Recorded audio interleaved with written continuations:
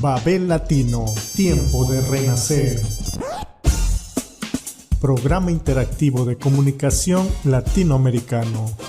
Con la colaboración de Radio Pichincha Universal 95.3 FM Quito y Radio Sensación 93.3 FM Murcia.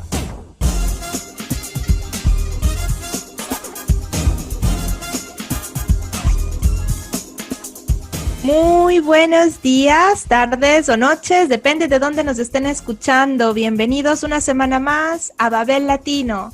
Estamos aquí, yo soy Raíz Libre, tenemos a Guara. Hola, igual un saludo inmenso desde aquí, desde Italia.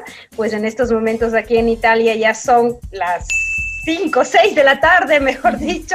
Así que para todos los oyentes de Radio Pichincha Universal, en cualquier ángulo donde estén, en cualquier lugar de ese maravilloso nuestro país Ecuador, pues bienvenidos a nuestro programa. También a Radio Sensación en Murcia, en este caso en España, pues aquí estamos ya entrando el verano, aunque ya verano por modo de decir, porque aquí nos está lloviendo día y noche. Un gusto de verdad a todos y bienvenidos, y pues yo paso en cambio el saludo a Ricardo Paz, nuestro productor desde Guayaquil. Un saludo a todos nuestros hermanos migrantes que nos escuchan, nos ven. No olviden siempre seguirnos en las redes, tanto en Facebook, en Instagram, en YouTube. No tienen pretexto para no seguirnos. Así que están todas las redes ahí disponibles para que nos sigan en las radios y siempre estén, tanto así, se inscriban, activen la campanita para que reciban todas las notificaciones cuando subimos video, cuando tenemos material para ustedes. Es muy bueno lo que dice Ricardo de no tiene justificación, porque ahora se ha disparado el uso de las redes sociales. Ya estamos en la casa, aburridos, como yo decía, atontados ahí con el teléfono, así que ahora no pueden decir que no saben dónde estamos, porque lo decimos todos los sábados y todos los fines de semana que estamos conectados. Vamos a tener hoy un programa muy interesante, cargado como siempre de música. Guara va a tener una entrevista que luego ya escucharemos, pero anticípanos un poquito, Guara, ¿quién viene con cargado de música esta semana? Bueno, esto es un llamado. Babel Latino ha tomado la decisión en todas estas transformaciones que se están haciendo, pues invitar a nuestros músicos propios, sean de América Latina como los aquí en Europa, que también ya hemos invitado a algunos. O sea, nosotros dijimos basta de música comercial, que ya tienen sus propios espacios, ya saben cómo el marketing. No, nosotros tenemos nuestros propios artistas, nuestra propia música, que son prácticamente nuestros, a veces hermanos, nuestras familias, así es que no, como dice, y ya lo dijo Ricardo, sin pretextos, búsquenos en las redes, que quien quiera participar en este programa con su música online, obviamente con la guitarrita o lo que fuera, encantados, que aquí nos hacen gran compañía y por otro lado grandes artistas. En esta vez tendremos Araui, se llama, el representante se llama Grover Terán, que entre otras cosas fue en su momento incluso embajador de Bolivia aquí en Italia, y él es ya desde muy niño, él nos va a contar, va a ser una verdadera sorpresa, y también las canciones que nos van a acompañar en este programa. Y tú, en cambio, Raíz Libre. Yo tengo, como siempre, igual también personas muy, muy interesantes. Tenemos a René Mansaba, un joven guayaquileño que nos contará su historia migrante, pero también hará, con un análisis, digamos, profundo y de esos que hacen volverse a replantear las cosas, una pequeña proyección de cómo están las cosas tanto en España como en Ecuador, y nos contará un poquito eso, la situación y cómo ve él la vida, ¿no? Cómo su historia le ha llevado también a analizar lo que sucede tanto aquí como allá. Y a mí me ha parecido que es una persona así, que nos lleva a las profundidades intelectualmente incluso. Y bueno, eso es lo que tenemos para hoy. Así que empezamos, ¿no? Bueno, yo diría, antes de empezar, si todavía Ricardo me da un minuto, que yo quería enfocar, copiado se puede decir, pero a veces cuánto vale la pena. Esta semana leí un artículo, se llama de Hans Obrist, un crítico historiador del arte. Y él decía cosas tan bonitas que coinciden con lo que somos Babel Latino. Y él decía, cómo me defino, pero nosotros podríamos decir cómo nos definimos. Somos constructores de uniones concretas, ¿no? Nosotros como Babel Latino empezamos hace 2 años uniendo diversidades, conectando personas y provocando ideas que van más allá de todo lo planteado. ¿Cuál es el resultado? La magia de la diversidad y de la intercultura. ¿Y saben con qué? Con un entusiasmo, que esa es la clave de todo. Lo que nos permite a Babel Latino estar 12 años aquí, aunque muchos nos dicen, ¿y por qué? ¿Cuánto ganan? Si supieran que la riqueza de este proyecto es que ya Fernanda me acompaña 12 años, raíz libre, desde que era muchachita, ahora ya es hasta mamá, y estamos aquí, y Ricardo, más de 10 años también acompañándonos en la producción, encantados de Radio Pichincha Universal, que les agradecemos porque nos permiten ahora mismo también estar más cerquita de la mitad del mundo y de todo ese maravilloso Ecuador. Y por qué no, esas redes que tejen en Murcia, así es que ya les digo, les leyera todo el artículo, pero les dejo con la clave. Somos constructores y no solo insurgentes, provocadores de los puentes interculturales que nos hacen saltar el charco. Y con esto sí que podemos ahora iniciar. Ahora empezamos. Babel Latino. Bien. Programa 300, ¿ah? 300. ¡Ah, estamos de fiesta! ¿Por qué no avisaron antes? Traía el vino. Así es. La próxima. La próxima. ¿Estás escuchando? Babel Latino.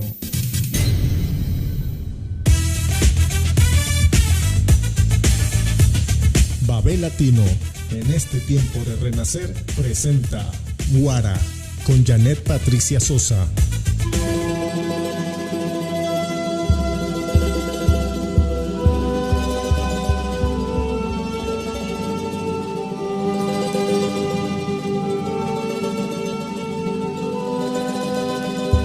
Huipalas que ondean en el desierto de los tiempos, rumor de multitudes de brazos y de corazones. ¡Fuerza Sicuri! Pues una vez más estamos aquí en Babel Latino para Radio Pichincha Universal, para Radio Sensación en Murcia y para toda nuestra red internacional intercultural Babel Latino. Un gusto presentarles a nuestro músico. Ya saben que la novedad que tenemos actualmente es que tenemos nuestros propios músicos que son siempre músicos universales. Y desde Bolivia tenemos el día de hoy a Grover Alberto Terán Gamboa. Él es un charanguista autodidacta de lo que leo aquí. Quimsa, Diablo, mandolina, ya nos dirá qué es el violín y la guitarra, así que una gran bienvenida y un agradecimiento muy grande de tenerte aquí, Grover, nuestro cantante, artista, músico de la semana. Muchas gracias, Patricia, muchas gracias a Babel Latino, Raíz Libre, qué interesante programa, y gracias a estos medios podemos llegar al mundo más fácilmente, y también nuestra música se está difundiendo de manera muy rápida en el mundo exterior. Sí, yo revisaba tu biografía y veo que tú desde niño, desde muy niño, a través de las tradiciones familiares prácticamente ya te enlazaste en la música. Por otro lado, en tu proceso de aprendizaje también has estado en Europa. Yo me recuerdo que te conocí, por lo menos con la referencia de que eras embajador de Bolivia en Italia. O sea, has tenido tanto a nivel musical como a nivel de representación internacional un camino muy importante y largo, diríamos, ¿no? Así que cuéntanos un poco de esa experiencia, tanto musical y de enlace también a esta Europa de la cual ahora mismo nos estamos conectando. Gracias, Patricia. O sea, en la época de los golpes de Estado en Bolivia, los años 80, 81, yo era dirigente de la Federación de Estudiantes de Secundaria, y bueno, los golpes de Estado eran muy duros, y mi papá me dijo: bueno, hijo, aquí no vas a tener futuro, tienes que irte del país, y mejor si es un país europeo. Y me fui a Francia en 1981, y como allá es difícil conseguir trabajo, bueno, entonces dije la música, y la música me cayó como anillo al dedo. O sea, todo lo que había aprendido de niño de manera autodidacta, o sea, en realidad mirándole a mi papá y a mis tíos. O sea, nosotros reproducíamos lo que ellos hacían, y de chicos, o sea, a partir de los 10 años. Falta el detalle, ¿de dónde eres nacido en Bolivia? ¿En qué región? ¿En qué ciudad?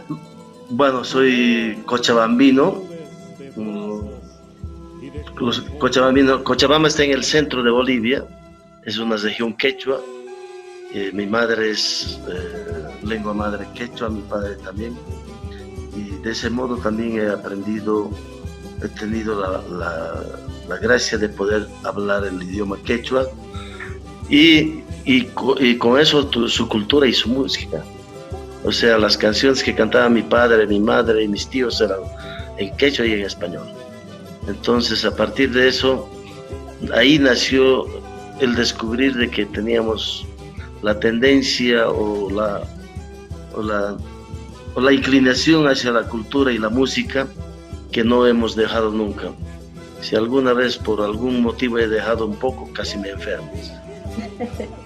sea, prácticamente diríamos que es tu vida entera, ¿no? Y de Francia, cuéntanos algo más. ¿Cómo fue esa llegada a Italia, esa conexión también?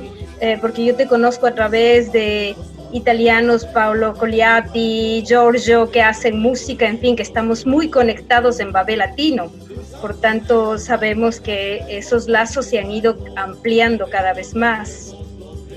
Sí, yo llegué el año 1981 a París y tuve la suerte de conectarme, de conocer a mucha gente que estaba refugiada políticamente, entre ellos grandes músicos como Quilapayún, con cuales hemos compartido escenario en Francia, con los Inti Illimani, y así, mucha gente en París, pero con mucha gente que hacía música autóctona y música boliviana bien tradicional. Hay una pequeña diferencia entre lo que es folclórico, autóctono y lo que es un poco la música comercial. Y en esas épocas la música autóctona era lo más subliminal, o sea, lo más rescatable para que nosotros podamos difundir nuestra cultura a través de nuestra música. Entonces, he estado en París desde el año 1981 hasta el 86. Luego, por cuestiones de amores, me fui a Italia. A todos nos lleva siempre el amor a cualquier parte. Entonces, me fui a vivir a Italia. El primer lugar que fui a vivir fue a Florencia, y de casualidad fui a tocar a Milano y conocí un amigo del Giorgio Paolo, y así nos empezamos a conocer, y de repente fue una especie de un encuentro de culturas y de pueblos, que a través de la música también hemos dado mensajes, hemos hablado un mismo lenguaje, y inclusive hemos un poco evolucionado la apreciación de lo que es la música folclórica latinoamericana, sudamericana, originaria, autóctona originaria, y está bien claro y bien determinado cómo se diferencian y cómo se fusionan también las músicas. Y de eso vamos a hablar, aunque sea un poquitito, porque no es que vamos a entender, pero saber la diferencia del folclorismo y lo autóctono de verdad. Pero vamos también a un compromiso social. La música de ustedes también, y de lo que he escuchado, tiene un gran compromiso social. Tal es así que yo supe que tú habías sido embajador en Bolivia del gobierno de lo que fue Evo Morales en su periodo, y donde ha habido un gran compromiso de la música también a través de estos procesos. Sí, yo creo que es la inclinación natural del hombre que hace que de repente alguien produzca algo sin pensar en qué es lo que va a dar ese resultado, y eso es la música. O sea, cuando componemos una canción no sabemos si va a ser éxito o no, pero pretendemos que sea. Entonces hay mucho cuidado en lo que uno hace, lo que compone, y la primera canción que me dio muchas satisfacciones fue justamente el tema Huipalas, Yo ya regresé a Bolivia el año 1992, el 92, sí, y conformamos el Grupo Araui. Sí. Conformamos el Grupo Araui con integrantes de todos los departamentos de Bolivia. O sea, Cochabamba es un centro donde se reúnen la gente de La Paz, Potosí, Oruro, y justamente gente que trae sus conocimientos y su cultura desde sus pueblos, y eso es lo que hemos fusionado. Y ese primer disco que grabamos en Bolivia se llamó justamente Huipalas. Es el que le vamos a oír después de la conversación y el diálogo contigo. Va a ser la primera canción que vamos a escuchar. ¿Qué significa Araui? ¿Tiene un significado en la lengua aymara o no sé qué? Ahí sí, discúlpame la ignorancia. En realidad, en la época del incanato, se podría determinar como la escuela del saber. O sea, Araui era el centro donde se concentraba la gente que estudiaba cultura, o sea, música. Por eso en nuestro eslogan dice Araui, música, canto y poesía. Era un lugar donde se enseñaba poesía, canto y música. O sea, la escuela del saber, en realidad. Qué maravilloso. Y es una palabra que hemos escogido, que está en los textos más importantes de la historia de nuestros países, la historia preincaica y posincaica. Y Araui representa el resumen más o menos de lo que es nuestra cultura en el mundo andino. Qué bien, qué bien. Entonces, ahora no sé si nos quieres contar algo más antes de la entrevista estábamos hablando de cómo está Bolivia en estos momentos, con todo el tema de la crisis que estamos viviendo. Si quieres decir algo al respecto, pero también nos presentarás tus 3 canciones, y un detalle que nos falta es si puedes ayudarnos a aclarar lo que es folclore y lo que es autóctono, porque muchas veces aquí en Europa se conoce como folclore y venga lo que venga y lo comercial incluido, ¿no? Primero vamos por ese tema, si te parece. ¿Cuál tema? El folclorismo y la música tradicional autóctona. Justamente Araui nace con una grabación de 7 canciones de música autóctona. O sea, ¿qué quiere decir música autóctona? Hemos utilizado instrumentos precolombinos que tienen una estructura musical pentatónica, y entre ellos tenemos los pinquillos, los caruanis, los hachasicuris, y hay familias de instrumentos en realidad que en Bolivia me puedo permitir decir que en cuestión de población y conocimiento, Bolivia es uno de los países que mantiene su propia cultura y sus tradiciones en un ámbito, en un nivel original. O sea que no ha sido contaminado completamente. Y la música autóctona, por ejemplo, el Grupo Araui ha interpretado hasta el momento más de 25 instrumentos diferentes. Tenemos, por ejemplo, la familia de las tarcas, que está grabado en nuestros 6 discos que hemos grabado. Está la familia de los hachasicus. Hacha quiere decir grande, sicu es lo que nosotros le llamamos ahora la zampoña. En realidad, el nombre originario es sicu. El hachasicu mide casi 1,50, es casi de mi tamaño. Y soplar esas zampoñas sí cuesta, hay que tener una técnica y hay que saber interpretar, y además acompañado de bombos.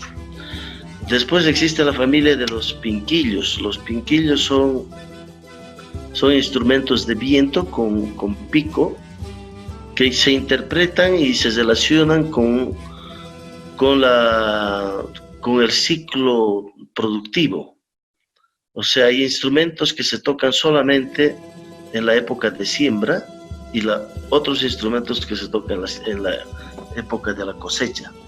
La música está relacionada con la cosmovisión andina, con la producción, con la naturaleza, y no es que se pueden tocar en cualquier momento. Bueno, de eso hemos hecho una recuperación de de tantos instrumentos que tienen los pueblos originarios en Bolivia, lo hemos llevado a la grabación, y a partir de eso Arauy siempre está preocupado en mantener nuestra cultura y difundirla, porque la cultura evoluciona difundiéndola, porque si no la cultura se muere. Así. Y nosotros como Babel Latino tenemos el compromiso, por lo menos la razón de nuestra vida es generar esa interculturalidad, de generar ese intercambio. El poder decir estos espacios es para eso, es para poder intercambiar las cosas maravillosas que nos estás contando. Yo conozco el siku solo de maravillarme de ver que en tantos pueden ir tocando estas zampoñas o sikus que se llamaban originariamente, los tambores que hacen una sensación, y es realmente como si te llevaran a los tiempos ancestrales que no los vivimos pero los sentimos, parecería. En fin, nos encantaría poder todo el programa hablar de esto. Perdón que interrumpa, quiero proponer clases virtuales de música, porque sería de verdad, es un descubrimiento. Cada vez que traemos un músico nos aporta algo nuevo sobre nuestras raíces, sobre los sonidos autóctonos propios de esta tierra, ¿no? Que más allá del folclore y de lo que nos representan, es verdaderamente lo que nos late por dentro. Yo cuando estaba embarazada leí en los libros digamos, de las maternidades típicas, que el primer ritmo que siente el niño, ¿no?, es el corazón de la madre, y yo creo que la música nos arraiga mucho, ¿no? Nos hace sentir esa sensación de volver a lo propio, ¿no? A lo que es único. Grover, te propongo la próxima vez, si puede ser, que nos presentes un instrumento, que nos cuentes la historia de un instrumento, cómo conocer mejor cada una de las piezas que hacen luego ya esa magnífica música y esa unión y esa conjunción tan armónica, ¿no?, que tiene la música ancestral, bueno, en Bolivia, en Ecuador, de nuestros países, porque al fin y al cabo no hay fronteras en la música, menos aún en el arte. Entonces, a mí me gustaría de verdad seguir aprendiendo con ustedes. Bueno, una pequeña sección, un instrumento por semana. Positivo.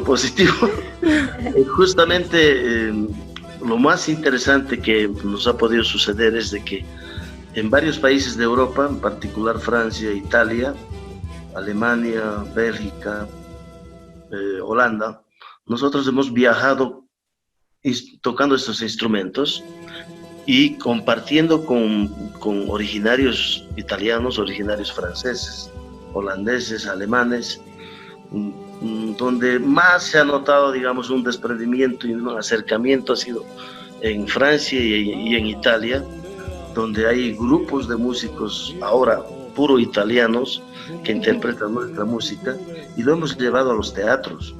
Hemos tenido buenos conciertos, interesantes conciertos, donde inclusive hemos llegado a ser más de 25 integrantes, y la gente no lograba entender cómo esta música todavía estaba vigente, cómo esta música es la desconocida y lo que se conoce es lo que más se ve. Pero hay esa interacción entre los humanos, podemos decir, que sí se interesan por la interrelación, y de ese modo es que intercambiamos. Yo tengo muy buenos recuerdos sobre Italia, sobre Francia, y he aprendido muchas cosas, como de repente yo también he dado a conocer muchas cosas en esos países. Eso es sin duda, ese intercambio. Mira, nos encantaría poder seguir, ya digo, quedamos con un compromiso, que espero lo escribamos como un compromiso, de que podamos conocer un poco más estos instrumentos, y a través de Babel Latino incluso promover algún tipo de curso virtual, que ahora no es lo mismo, pero en alguna medida tenemos que dar un paso más allá de lo que ya, de las lindas cosas que se hacen. Cuéntanos, ¿cuáles van a ser las 3 canciones que nos acompañan en nuestro programa Babel Latino por el día de hoy? Bueno, aparte de la historia, que hemos grabado varios discos en Europa también, el año 1992 marca la historia de que fue un momento histórico. Grabamos esa canción sin pensar, sin saber de qué es lo que iba a suceder, y esa canción With Palace casualmente lo tocamos en los 11avos Juegos Deportivos Bolivarianos que se realizaron en Cochabamba. diré la casualidad, estaba Evo Morales de público y al emocionarse, él nos dice, ¿no? Cuando se emocionó demasiado que les reventó su bilis, o sea, y que fue a parar a un hospital por culpa de ustedes, me dijo. Increíble. Y desde esa vez esa canción ha sido un poco como el reflejo de la nueva inquietud por recuperar nuestro emblema, que es la huipala. Un emblema que de repente se estaba perdiendo, y con esta canción ayudamos un poco, no quiero decir que hemos sido los protagonistas, pero ayudamos un poco a tomar conciencia sobre nuestros emblemas, y que a través de la historia ahora ese emblema que era solo de los países indígenas, ahora es un emblema nacional en Bolivia. Un emblema que representa inclusive al mundo andino, a los países andinos y en realidad al Tahuantinsuyo. ¿La otra canción? La segunda canción es justamente la interacción, viajando por tantos países y conociendo mucha gente. Hemos logrado hacer una composición nosotros, una composición en ritmo de San Juanito, que es el ritmo de San Juanito, que es del Ecuador, y un ritmo también tan hermoso, tan tradicional, que hemos tenido la oportunidad de conocernos con grandes músicos ecuatorianos, originarios, con los Ñanda Mañachi, en los años 1984, 85 debió ser. Y a partir de eso nos enamoramos de la música ecuatoriana, y en realidad, haciendo un poco de historia, sabemos que los quechuas han ocupado territorios a partir del Cusco hasta Cochabamba, hasta casi Santa Cruz, y también los mismos quechuas que eran de Cochabamba, que no estoy aseverando, pero es la historia lo que cuenta, que los salasacas eran originarios de Cochabamba. Y he encontrado músicas de Cochabamba que asemejan bastante a lo que es la música de los salasacas en el Ecuador. Entonces, todo esto nos ha llevado a compartir y crear música con todos respetos, respetando todas las reglas y las normas, las reglas sobre todo de lo que es una composición y de la estructura musical que tiene un San Juanito, sin variarnos, porque podemos hacer arreglos de cualquier modo, pero muchas veces los arreglos los desarreglan. Pero en ese sentido hemos hecho mucho cuidado y hemos interpretado música del Perú también, música del Perú. Bueno, esta canción de San Juanito va a ser un regalo entonces a nuestros oyentes de Radio Pichincha Universal, sí, a estos ecuatorianas que estamos aquí tan lejos en Europa, en Italia. Y la última lo voy a presentar yo, que es Somos Más. En este proyecto de vida, en este proyecto de crecer como seres humanos y dar lo mejor de nosotros, somos más. Creo que es la evidencia de esas luchas que ahora mismo llevamos en nuestros países latinoamericanos, Bolivia y Ecuador en especial. Ya hablaremos en otro momento de ese tema. Como digo, los espacios que tenemos son limitados, pero los que tenemos ilimitadamente en nuestro corazón y en nuestros compromisos y en nuestra unidad, es decirte gracias, Grover, por acompañarnos en esta ocasión y las futuras que vendrán. Bueno, gracias a ustedes más bien, porque primera vez que tenemos tanto espacio todavía, o sea, hemos tenido un espacio para hablar, porque en realidad en los medios oficiales 3 minutos es suficiente y no dices nada con eso. Pues eso nos limita bastante. Solo comercial. Sí. Entonces es más bien de este modo, gracias a ustedes, a Babel Latino, que conozco desde ese tiempo, y también decir que la historia nos ha puesto en lugares donde hemos podido participar en todos los ámbitos, y también en el ámbito del gobierno, donde hemos hecho una gestión por el gobierno de Evo Morales, y entre las cosas que hemos logrado, por ejemplo, de valorizar la quinoa. Se declaró el Año Internacional de la Quinoa en nuestra gestión, y la quinoa ahora es uno de los productos que van a garantizar la seguridad alimentaria en el mundo. Pues te agradecemos de todo corazón, Grover, y hasta la próxima y ampliaremos este encuentro. Gracias, Patricia, gracias Raíz Libre, gracias a nuestro amigo Ricardo. Hasta la próxima, gracias. Chao, gracias a ti, chao. Babel Latino.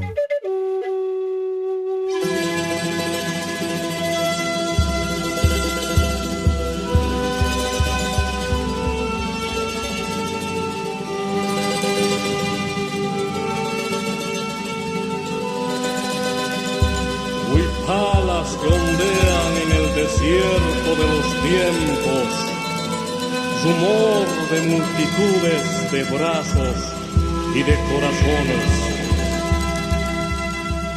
¡Fuerza Sicurí!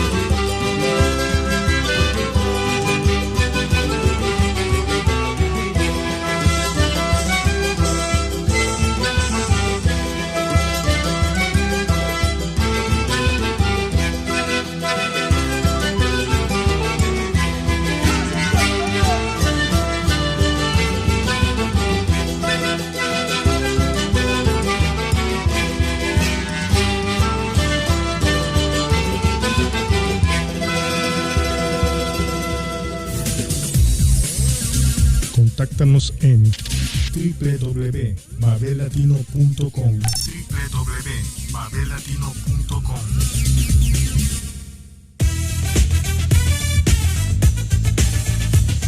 Babel Latino, en este tiempo de renacer, presenta Raíz Libre con Andrea Fernanda León. Muy buenas amigas y amigos de Babel Latino y bienvenidos una semana más a Raíz Libre, aquí desde el noreste de Italia, donde supuestamente llegó el verano, pero no para de llover. Estamos ahogados ya estas semanas, ¿no? Yo tenía esperanza de que en junio ver el sol, pero parece que no lo vamos a ver. Pero les mandamos igual un abrazo enorme a todos los seguidores de Radio Pichincha Universal, de Radio Sensación en Murcia. El día de hoy nos conectamos, como digo yo, desde Italia a España, pero para hablar con René Manzaba, un ecuatoriano residente allí que nos va a contar su historia. René, buenas tardes para ti. Buenas tardes, encantado de estar aquí. Bien, quería que nos comentaras las primeras preguntas que hacemos siempre, porque somos Babel Latino, ¿no? Un programa que conjunta muchas trayectorias de todo el mundo y muchos idiomas y sobre todo muchas historias humanas. Cuéntanos un poco la tuya, ¿de dónde eres y cómo has terminado donde estás? En breve, el resumen inicial. Muy rápidamente, yo nací en Guayaquil, en el seno de una familia trabajadora, como la mayoría de todos los ecuatorianos. Y en el año 99 mi mamá era profesora, ya sabemos qué ocurrió en el año 99, Ecuador falla el Estado, empiezan a impagar los salarios públicos y eso provoca que mis padres tomasen la decisión de salir del país, porque bueno, mi madre ya llevaba varios meses sin poder cobrar su salario público y acabamos llegando aquí a España, una ciudad del noroeste de Madrid, que se llama Collado Villalba. Y aquí he venido creciendo, pues experimentando una historia de la inmigración muy parecida a la de la mayoría de los compatriotas, ¿no? Desde el ver cómo tus padres se tienen que esforzar diariamente en trabajos que son muy duros, que eso lo decimos poco, pero hay que decirlo, la inmigración aquí viene a realizar trabajos extenuantes. Y pues vas creciendo también un poco con esa conciencia de, se hace necesario estudiar para intentar no reproducir, ¿no? Ese ciclo de dureza en el trabajo. Es cierto que muchos de los jóvenes aquí, sobre todo en mi generación, experimentamos el fracaso escolar.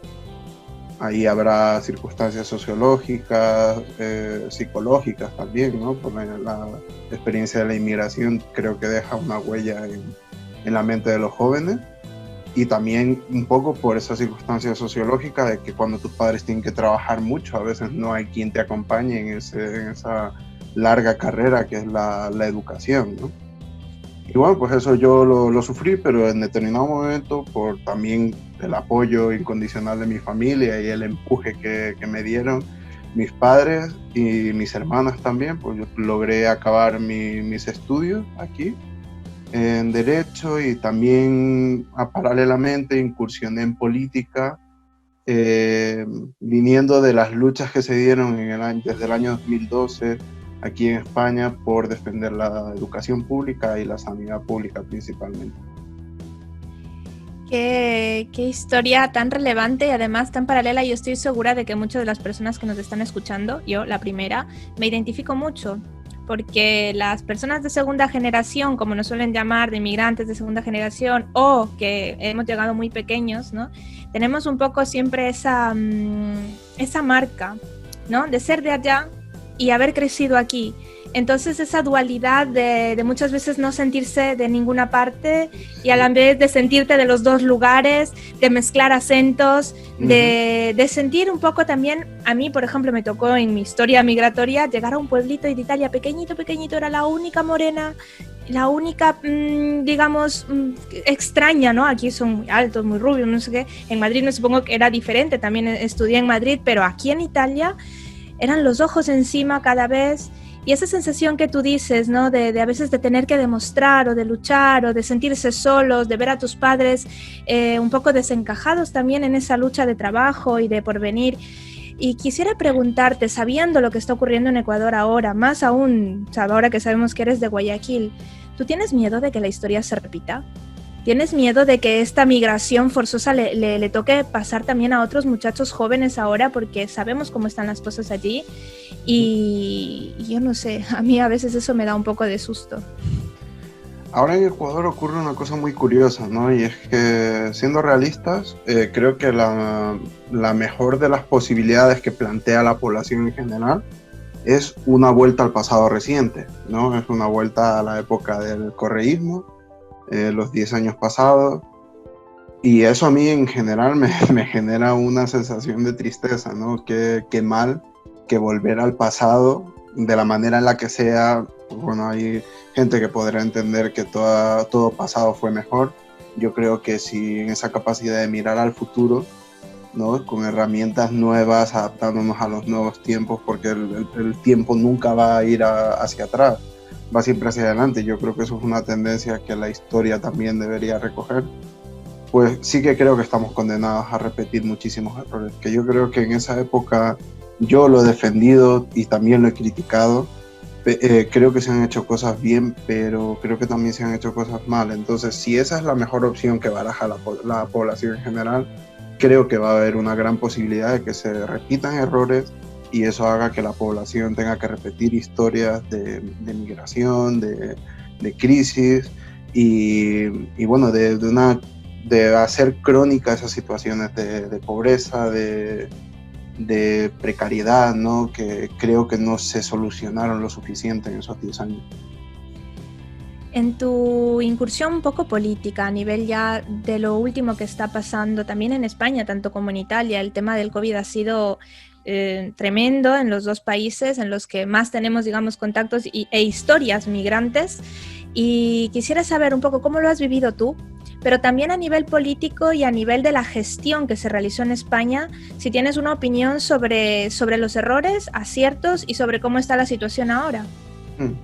Yo creo que a lo largo del mundo los gobiernos han pecado de cualquier gobierno, de cualquier color, un conservadurismo respecto a mirar una situación de posible crisis solo desde el punto de vista económico. Como siempre aquí han pesado poco la posibilidad de que hubiese pérdidas humanas, ¿no? Luego todo el mundo sale a decir que es una tragedia, pero nadie ha actuado correctamente, ni creo que muy pocos gobiernos en el mundo pueden decir que han actuado correctamente ante esta situación, por miedo a que una crisis económica al mismo tiempo le haga perder a ese gobierno que es de un color y con unas ideas concretas, le haga perder un impulso electoral, ¿no? Todos hemos mirado todos los gobiernos han mirado por ese mantenimiento del poder y eso los ha llevado a cometer errores gravísimos que sin duda van a dejar una huella indeleble en la historia de cómo se ha gestionado esta pandemia, ¿no? Porque se ha llevado por delante vidas humanas, nunca sabremos si se podrían haber evitado, pero desde luego si la economía no hubiese tenido tanto peso en la toma de decisión de los gobiernos, seguramente se podría haber actuado de una manera mucho más coherente, ¿no? Con la gravedad de lo que se entendía. También es cierto que hay que mirar la situación con los datos que tenemos ahora sin juzgar cómo se actúa en ese momento, porque la información no es la misma, ¿no? Y yo creo que eso también es un error muy grave que se está cometiendo. Se intenta ver que con la información que teníamos ahora se debería haber actuado de otra manera, cuando eso es imposible. Creo que al inicio de esta pandemia todos los gobiernos actuaron, pues ya digo, de una manera quizá mirando más a la economía, pero es cierto que no teníamos información suficiente cómo actuaba el virus, cuál es la letalidad, cuáles son los canales transmisores principales. Cada día vamos conociendo más información que nos hace ver ahora que se deberían haber hecho otras cosas que en ese momento no sabíamos que tenían que hacerse, ¿no? Entonces, respecto a la gestión aquí en España, pues sin duda yo creo que podrían haberse hecho cosas mejor. Creo que se ha actuado con ese cierto conservadurismo, ¿no? Por miedo a no afectar la economía. Pero ya digo, teníamos la información que teníamos. Lamentablemente este virus se generó en un país que es extremadamente hermético, que dio dio información con cuentagotas al principio de la pandemia, ¿no? Lo que evitó que se pueda actuar de una manera mucho más diligente. Entonces, ¿estás escuchando? Babel Latino. ¡Chure papacho!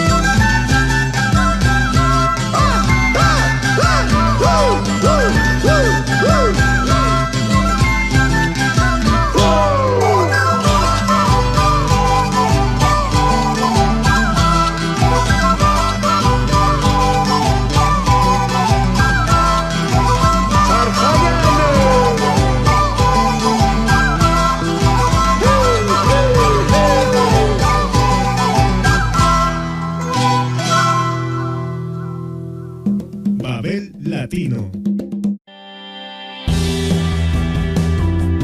Y ahora pasando un poco más a tu proyección de aquí al futuro, ¿qué tipo de situación crees que nos vayamos a encontrar tanto en Ecuador como aquí en Europa? Sabemos que hay ahora mismo, bueno, los oyentes, si no lo saben, pues ahora les informamos, hay un debate dentro de la Unión Europea bastante fuerte sobre unos fondos para rescatar a los países del sur de Europa, Italia y España, los que han sido mayormente golpeados sobre todo. Hay un debate y yo creo un poco mezquino también, pero bueno, eso ya nos lo dirá la resolución sobre estos millones que todos los presidentes, por lo menos aquí en Italia, hablan de los millones que se prestan, de los millones que no se dan, que se dan, en base a qué circunstancias. Y la carestía, en cambio, que se está viviendo ahora, por ejemplo, en Ecuador, ¿no? Allí no se habla nada más que de millones de deudas por pagar a fondos monetarios internacionales que nos imponen la soga al cuello. Entonces, a nivel económico, con una visión un poco más ya global, ¿cuál es tu proyección? ¿Qué crees que es lo que va a suceder? ¿Qué nos espera?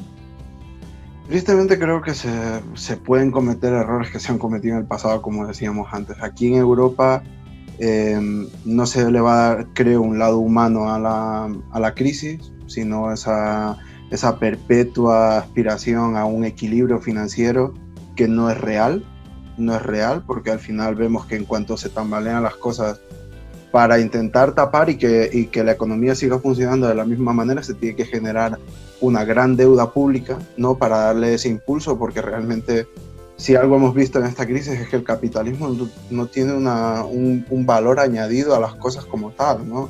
Es el trabajo el que se lo aporta, y cuando no hay trabajo para las personas, la economía se viene abajo, ¿no? Entonces eso nos debería hacer pensar, es decir, quizá lo que tenemos que hacer es una mayor protección a los derechos laborales de las personas, un mayor impulso público a cuidar de tener un mercado laboral que respete los derechos y sobre todo que mire por las personas. Pero creo que esta tanda de millones que se va a repartir aquí en Europa va a llevar aparejado reformas estructurales, que le llaman ellos, que van a traducirse en recorte de prestaciones sociales como las pensiones, paradójicamente un impedimento a que se reparen los daños que se le han infligido a la sanidad pública, a la educación pública en estos años pasados recientes, y eso pues al final nos hará pasar otra situación de crisis, en mi opinión, bastante grave. En el caso de Ecuador ni siquiera se está planteando esto de maquillar la economía o darle un impulso con millones para recortar luego, no, se está recortando ahora en algo que yo considero criminal, que es la educación, y consiguientemente también en la sanidad, porque se está al final condenando al país a no ser capaz de por sí mismo tener una respuesta a este tipo de situaciones, ¿no? Entonces creo que si Europa está yendo en una dirección, aunque luego probablemente quiera volver a girar hacia lo que han hecho en el pasado, a esa visión financiera de equilibrio y real de la economía, por lo menos lo han estado maquillando bien, ¿no? Con esos debates que se están teniendo en el seno de la Unión Europea, pero en Ecuador ni siquiera. En Ecuador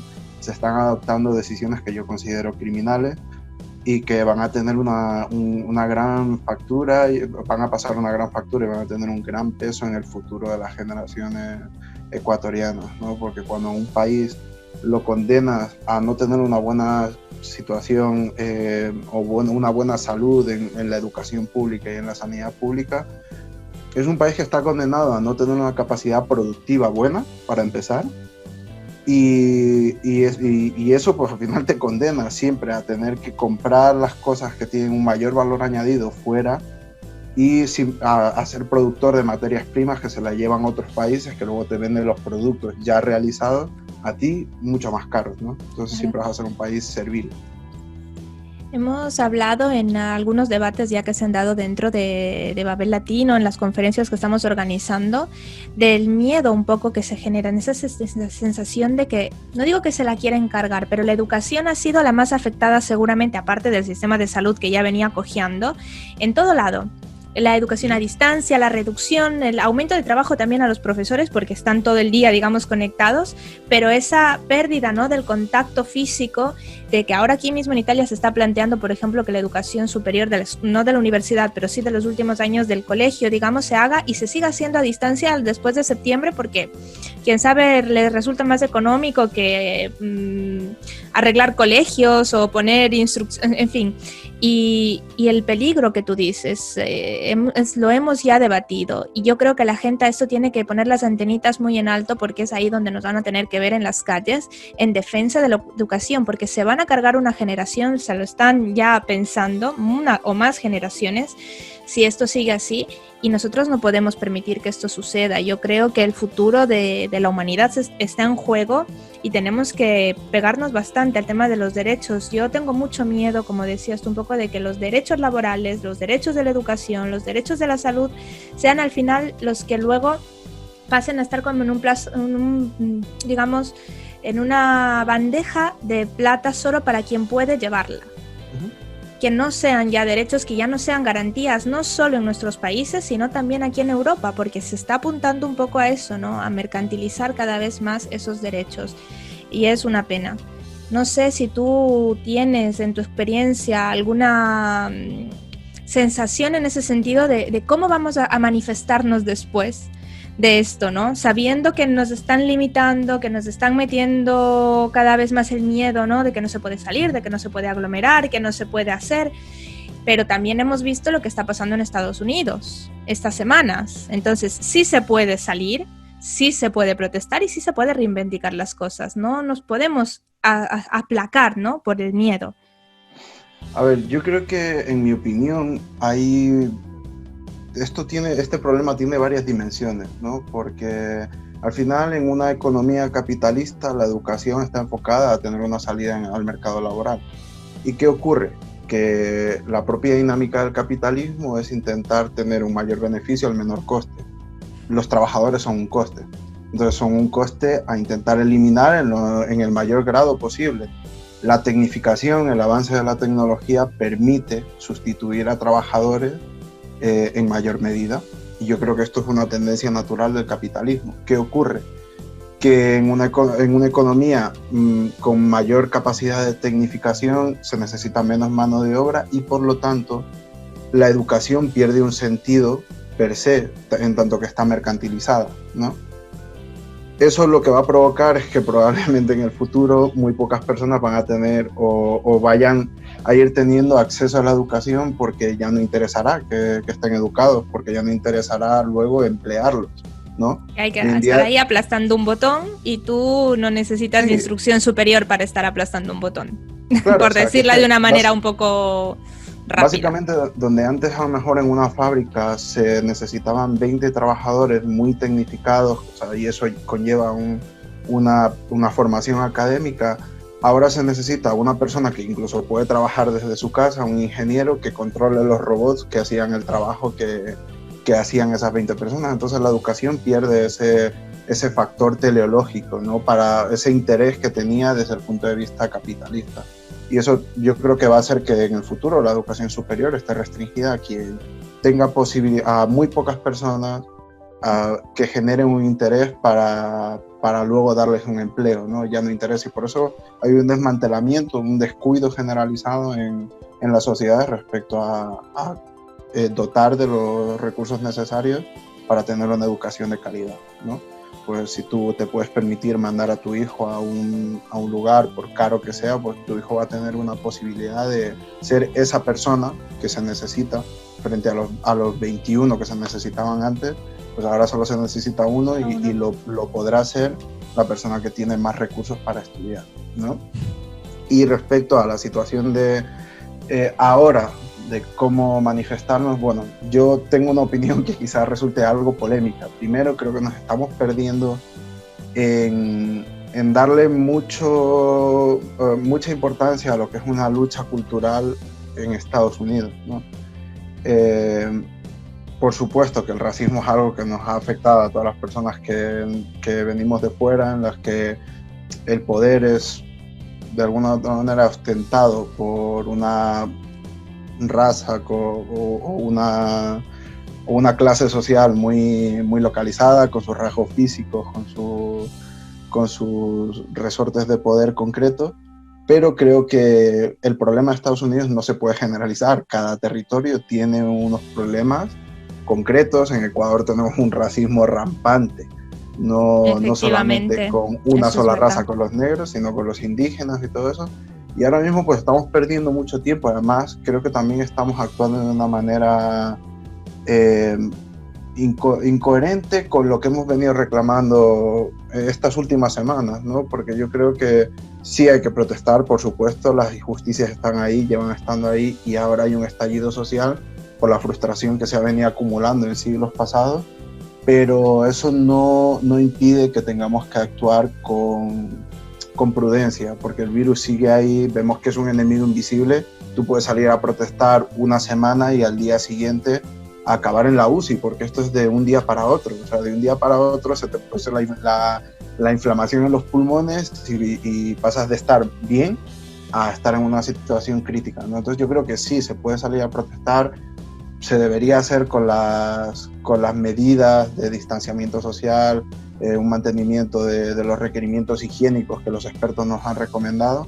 Creo que no se está haciendo así, y por eso creo que no se está siendo prudente en la manera en la que se está protestando hoy en día. Yo creo que las injusticias siguen ahí, hay que solucionarlas, pero también hay que ser tremendamente conscientes. Hay que cuidarse, ¿no? Porque nadie va a venir a cuidarnos. Seguro que los gobiernos y los estados no van a estar poniendo interés en cuidarnos si no nos cuidamos nosotros mismos.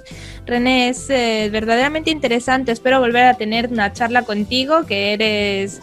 eso, que nos actualicemos cada vez que tengamos la posibilidad, ¿no?, de seguir conectados, y de verdad que es bonito también escuchar a compatriotas con su historia, con sus aportes, con estos análisis también en profundidad que nos hacen bien. Para mí es siempre un aprendizaje estos programas. Hacemos una entrevista, abrimos con una pregunta y no sabes hasta dónde vamos a poder llegar y alcanzar. Espero de verdad que nos podamos volver a ver. Y estos son tus micrófonos. Final, además de ser tan joven, René, porque ¿cuántos años tiene René? 27. 20, bueno, bastante joven, y hace 2 o más años fue incluso concejal, y ahora es ex concejal de Villalba por Unidos Podemos. Para tener la edad que tenías y que tienes aún tan joven, pues el aporte que das. Y también el orgullo, ¿por qué no?, ecuatorianos que han sabido y que están en ese camino de jugarse a nivel internacional sin ningún pelos en la lengua, porque yo le conozco a René, que no tiene pelos ni nada, y esas decisiones totales de hacia adelante, como debe ser la juventud. Así que un gusto tenerte con nosotros, René. Para mí ha sido un gusto compartir un rato con ustedes, como han dicho. Espero que no sea la última vez. No, seguro que no. Cuando nos encontramos, Augusto, no vamos sumando aquí. Siempre somos más. Perfecto. Pues muchísimas gracias. Un abrazo a todos, cuídense. Gracias, René. Gracias. Babel Latino. De los llanos orientales a las cumbres andinas, del Madre de Dios al Pilcomayo, todos juntos somos Bolivia y seremos muchos más.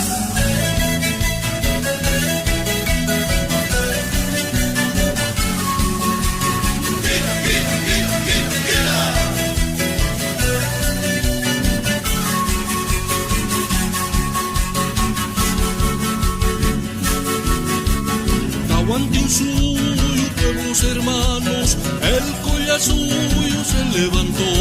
Quechuas, aymaras y guaraníes, un solo canto haremos vibrar. Es por la lucha nuestra vivencia, Bolivia entera renacerá. Despertamos nuevas conciencias y llevaremos el pueblo al poder. Más, al nuevo alba seremos más, ya somos más. El Tataín te alumbra más, al nuevo alba seremos más, ya somos más, a someternos nunca más.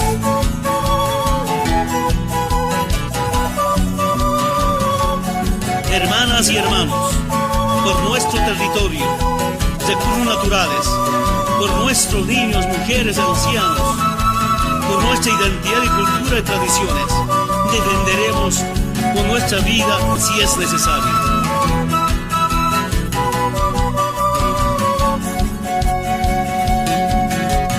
Tahuantinsuyo, pueblos hermanos, el collar suyo se levantó. Quechuas, aymaras y guaraníes, un solo canto haremos vibrar.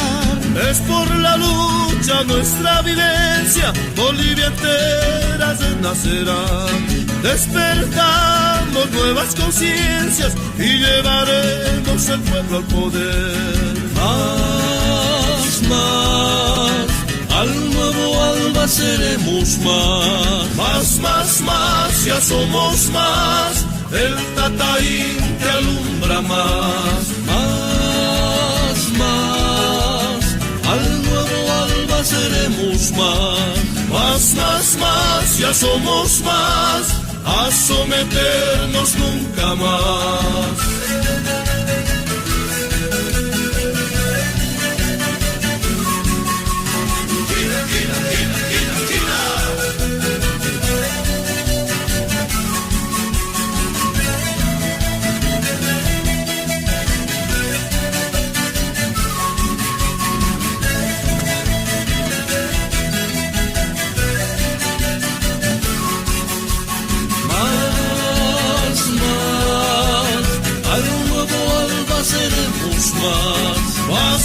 Más, ya somos más, el Tataín te alumbra más, al nuevo alba seremos más, ya somos más, a someternos nunca más. Y esto ha sido todo por hoy. Como les hemos dicho antes de empezar, profundidades, música, como siempre, alegría y lucha también, ¿no? De todo lo que estamos moviendo a través de esta ruptura de fronteras.